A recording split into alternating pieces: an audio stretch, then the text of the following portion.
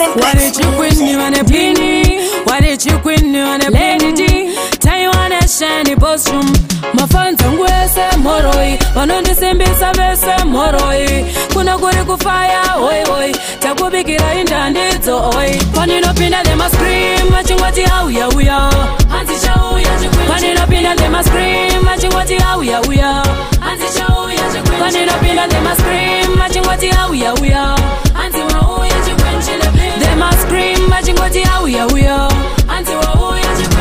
Sando tese kuneva nondisimbisa. Jimi munaita zunu zhangu zvigoita. Paninoita town for muno ndisemuta. Mangoma kwese kwese ari kupopota. Nekuda kwenyu level rangu rakuraisa. Una yavo vakuda kundisaiza. Manche kore rino tichava wachisa. Ndine bhora ndichava makisa. Paninopinda they must scream. Machingwati auya uya.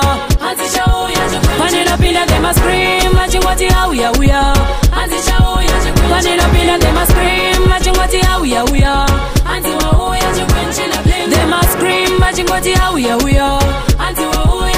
This time triple chick kambabu denda uya. Full backup nema fans ndapiwa. Left right center mataka ndikunyunya. Andizi kutamba ndukubata ndichikuya. One baby rine narondo varatidza kugona vakawanda vacho ndovasiyari pakoma. Ndovashungurudza kuita kungari muboma. Vachandiombera vachaziva ndiri mukoma. Paninopinda they must scream. Machingwati auya uya.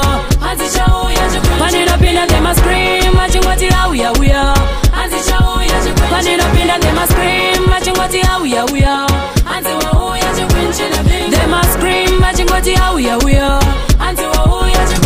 Sando tese kuneva nondisimbisa. Jimi munaita zunu zhangu zvigoita. Paninoita town for muno ndisemudza. Mangoma kwese kwese ari kupopota. Nekuda kwenyu level rangu rakuraisa. Una yavo vakuda kundisaiza. Manche kore rino tichava wachisa. Ndine bhora ndichava makisa. Paninopinda they must scream. Machingwati auya uya. Paninopinda they must scream. Machingwati auya uya. Paninopinda they must scream. Machingwati auya uya. They must scream. Machingwati auya uya.